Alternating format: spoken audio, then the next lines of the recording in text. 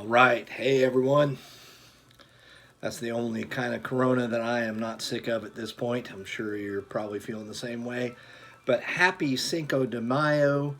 This is Danny Diamond. You're in the Diamond Mine, and we are continuing the mammoth list I've made of my top 30 solo artists. So this is part 2, tier 1. Cheers. Okay, so starting at 15, I think the person who has definitely come out with the best career post-Zeppelin of the original members, Robert Plant, the Principle of Moments. Got into this when it came out, 1983. That was maybe 1 year after I had become a pretty rabid Zeppelin fan. Zeppelin is second only to The Who in terms of my favorite bands. So close it really doesn't matter. I even have one of the cooler gifts I was ever given by my first wife. The Robert Plant box set, 9 Lives. Just a tremendous career Robert's put together. After Zeppelin, I recommend really any of those albums, but the first 3 are really the first 5 are particularly excellent. Okay. Next up, my favorite Beatle. Some of these lighter album covers don't translate as well screen to screen. Let's see here. That is not wanting to show up very well, but that is Pipes of Peace. Came out in 1983. Had a duet with our another person on this list that was in part 1, tier 2, Michael Jackson. Say, Say, Say. Great song. The Eagles have spawned a lot of wonderful solo records, but my personal favorite Eagle in terms of his solo output has got to be Joe Walsh. This is the album that made me realize what a fantastic solo artist he was. And I think one of the things that's special about Joe is he'd already been in a hit band, with the James Gang, and then had a solo career that was doing pretty well when he joined the Eagles. So Joe Walsh is a tremendous solo artist in his own right and would have had a great career even had he not been an Eagle. But I sure am glad he is an Eagle. But amazing record, and as great as this record is, it's not even close to some of the stuff he put out prior. Things like But Seriously Folks and the Barnstorm record and so on. But the title track of this is just absolutely epic. Great video. Really helped turn me into a fan, that video. Okay. Now, I think it's pretty typical that you start getting, it's a requirement, I think, that when you're in college, especially your first few years, you get really angsty and just, upset with the way things are going and the way people do things in the world, and you want to make a change. So that was 1987 was when I got into this gentleman here, Warren Zevon, a very excitable boy himself. Of course, Werewolves of London, Lawyers, Guns, and Money. Incredible songwriter, very witty. Warren Zevon. Okay. Proud to have this gentleman from the Carolinas on the list. Edwin McCain. Got into him pretty immediately. If any of you remember BB's CDs in Quaker Village, you'd meet people there while you were, sitting at the listening bar, and there was this fellow musician that turned me on to Edwin right around the time this came out, 1995. I've been a huge fan ever since. Really got to give Edwin some props for what he's been doing with his coronavirus concerts. Every Monday he puts on a show in his home, and he gives the proceeds to benefit first responders. So tremendous things that you're doing there, Edwin. Number 10, and the highest placing female artist on this list, the wonderful Stevie Nicks. And I got into this right around the time it came out. My sister Lisa and I would share that. I think we each had our own copies of the single for Leather and Lace, or duet with Don Henley. This whole album is fantastic. It, of course, has another great duet with Tom Petty, who you will be seeing on this list in a few minutes. But Stevie Nicks, one of the few women to be inducted both as a member of group and on her own as a solo artist, and quite deservedly so, in terms of Rock and Roll Hall of Fame inductees.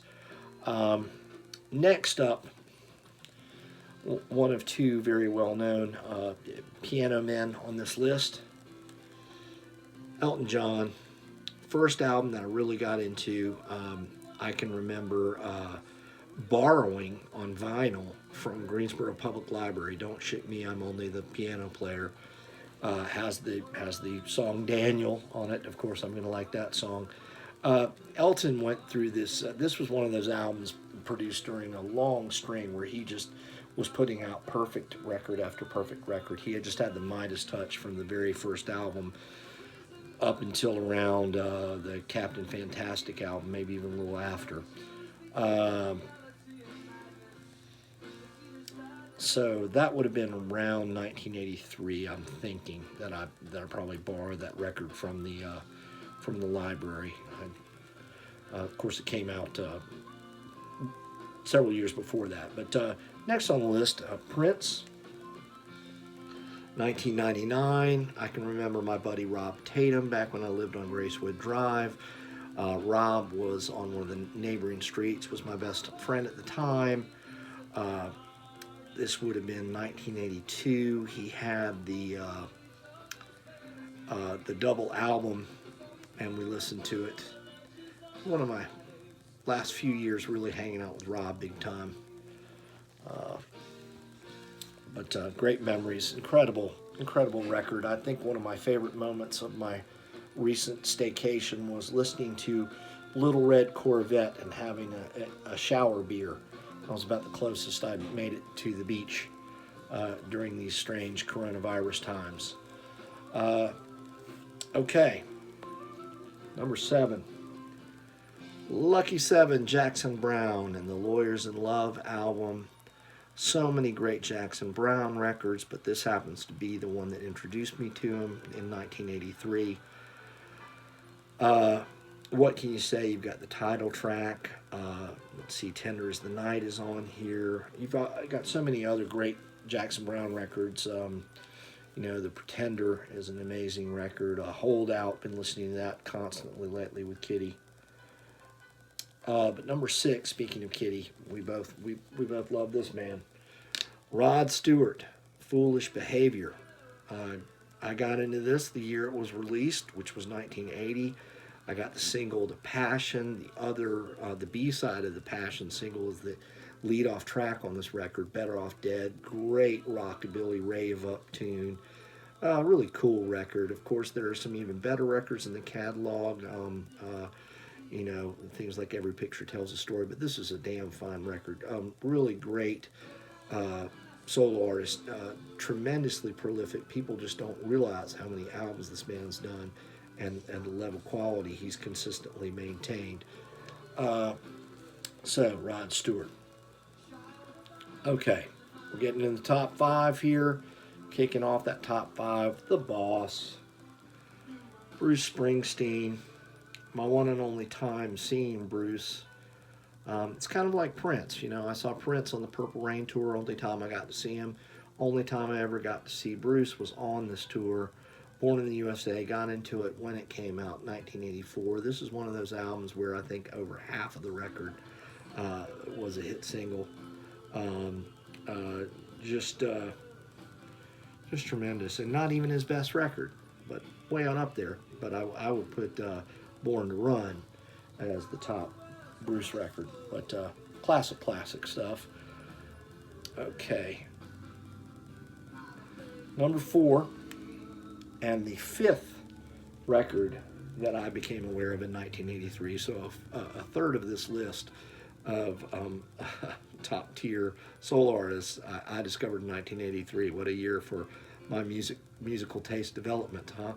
But Let's Dance, and several tracks feature the superhuman guitar skills of Stevie Ray Vaughan. This is another artist that my sister first made me aware of. Uh, love David Bowie, and such a multifaceted and interesting career, and he would constantly reinvent himself. This was just one of several very successful and very intriguing incarnations of the great David Bowie. Okay, number 3, Tom Petty. And yeah, this album I actually was aware of right when it came out in 1979. Uh, I was uh, I was at Lakewood Pool, somewhere I spent many a summer day, and "Don't Do Me Like That." Someone played that on the little jukebox there near the concession stand, and I have been hooked on this man's music ever since. Whether you're talking about with Heartbreakers, or Mudcrutch, or the 3, solo albums that he did. Tremendous songwriter, very unique voice, really great rhythm guitar player. What more can you say about this man? An American treasure gone too soon, Tom Petty. Okay, speaking of not just American, but a treasure, North Carolina's gift to the music world. Now this one's not going to show up very well probably, but James Taylor. And I'm cheating a little bit here, but the album that really got me into him was 1984's. The year would have been 1984 that I first became aware of it. Of course, this came out prior to then. But it's one of the best things that came out, maybe the best thing to come out of my 1 year at Greensboro Day School. It seemed like every kid in that place was a huge James Taylor fan and was playing this constantly. And I also remember a time when I had my little CRX SI, and I finally broke the CD player, and the CD that was stuck in there, that the only one that would play, was James Taylor's Greatest Hits. So I could have done a lot worse. Maybe wound up with a Kicks CD stuck in there or something. But anyway, no disrespect to Kicks, but okay. And number 1, you may have heard some of the tracks here. What's playing behind me may or may not be. I've got to bring this album up because anyone who says he or his band doesn't have teeth needs to listen to this record. Yes, I picked this up from Ed McKay's not too long ago. I had the cassette for years and years. I've still got that around here somewhere. But the album that made me a Billy Joel fan, my number 1 favorite solo artist of all time, would have been this album, Glass Houses. And yes, I got it the year it came out, 1980.